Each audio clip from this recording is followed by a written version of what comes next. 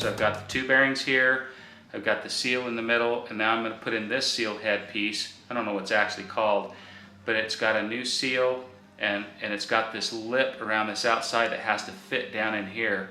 And you have to get a socket that's just the right size over there and tap it in. It's a little bit of a pain. It's probably going to take me a little bit to get it back in there. So I'm going to go ahead and turn the camera off for a minute while I work on that, okay? Okay folks, I've decided I took the little Teflon ring out from the bottom side of the impeller, and I thought, you know what, since I'm doing it, I'm just going to show the mod that is on like Thumper Talk and some of the other places.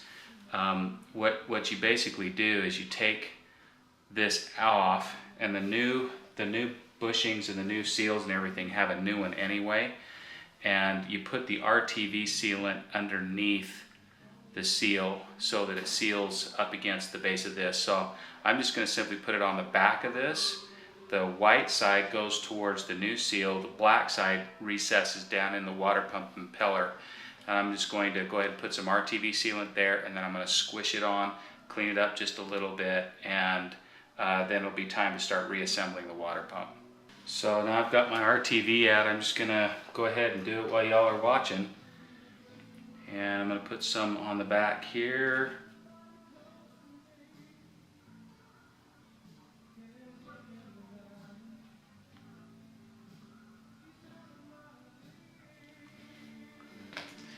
Kind of a pain because this thing's pretty slippery. You don't need a crap load of it. You see that? And we're going to slide her down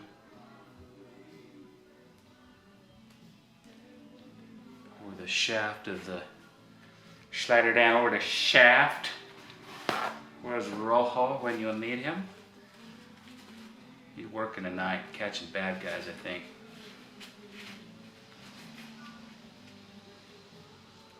Push it down in there.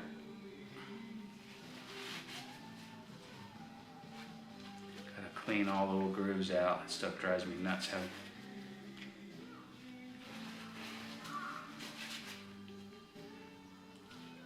I think that's in good. I see just a slight bit of gooey out, not a lot. Probably just right. Okay, so the impeller's done. We got the new seal in here. We're going to slide the impeller back through the new seal carefully. No reason to rush things, eh?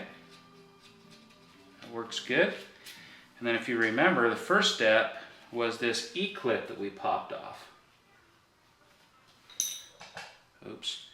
So first thing we're going to do is go in the reverse order, and you can look at it and see which side rolled on the bearings. I always like to make sure it goes back in the same place. So you have to push up on the water pump because that thing is spring loaded. Wow, that was almost a little too easy. You know, I hate to say it, but I could see that thing popping off. That was a little too easy. I'm going to give that thing a little squeeze here, you guys. That just felt way too easy to, I mean, it didn't feel like, you know how it'll pop on, you'll feel it kind of snap. That's what I was looking for. Let's try that.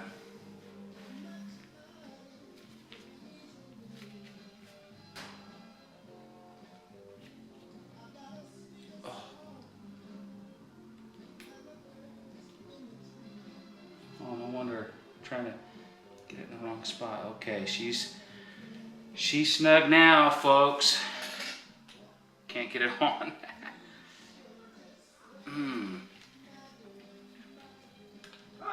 This thing's gonna go flying across the room. There we go. Hear that snap? That's what we're after.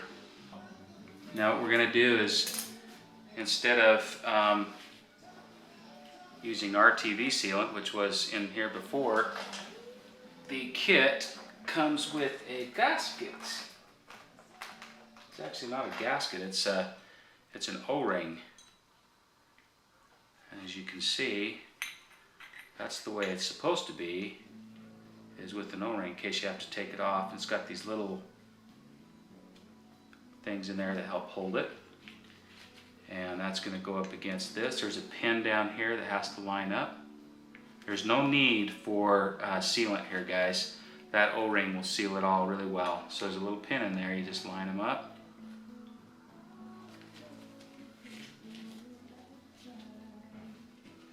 And when you tighten that baby down, she's going to seal fantastico.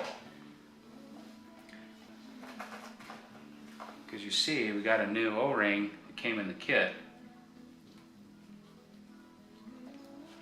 That goes in there. And then it slides inside of here. See a hole in the case right there, or in the cover. There's another gasket. Sorry guys, I'm losing it. O-ring right there, so it doesn't leak. I've cleaned all that off really well. It's a lot easier to put this all back together now before you while you have it all off. It's super easy to do it that way. There we go.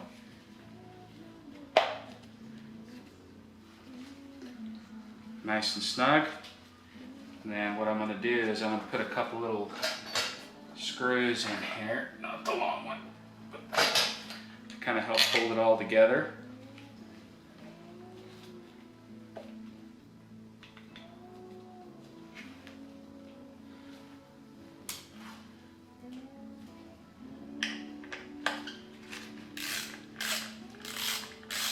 Just to kind of keep it from falling apart here.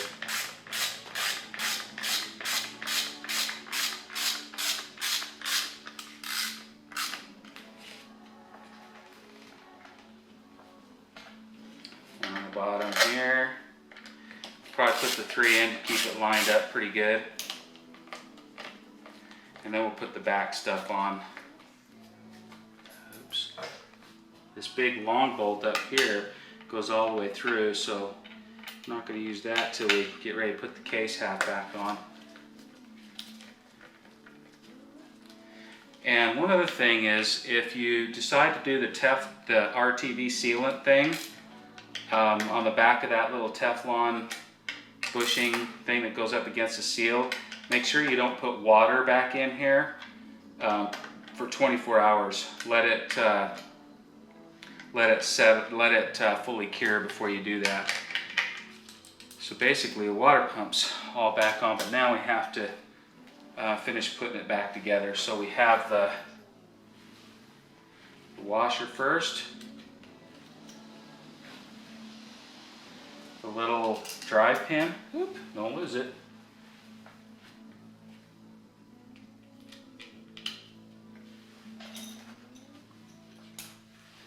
special gear, lining it up with the drive pin. I'm going to give this a little bit of a squeeze too, just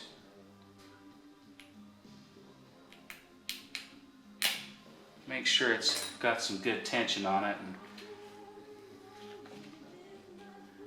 I don't know if you can see, but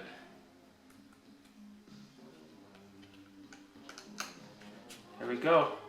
There's a little bit more drag on it, you can feel, but water pump is rebuilt.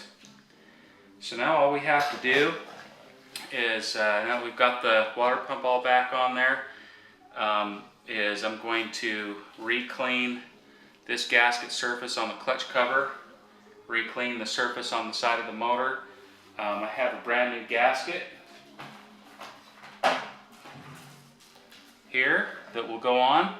And they've got this special stuff right here. You probably can't see it, that in certain like passageways of oil or water, they've got these special type of seal. But I still use RTV sealant on everything on the side cover gaskets. I've never had them leak when I've done that, so I'm going to put the red RTV sealant on there, just a thin coat. I'm going to do that off camera, and then we'll button it all back up and go from there, okay?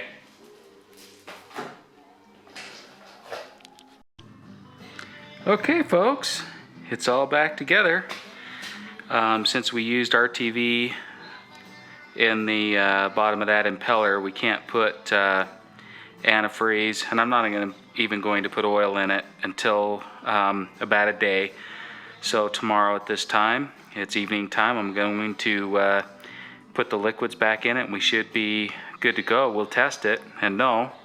But one thing that you all should know is if your bike ends up in my hands and it gets duh factorized, you might just have to be willing to accept certain weirdness that goes along with it. And so I've started a new tradition. If I work on your bike, you might just find something really weird on your bike somewhere that you may not even know where it's at. You might just have to find out yourself someday. But for Everride, I took a couple of spare parts and I made him a little pink dangly dangly. Oh, I can't wait to see that in your videos.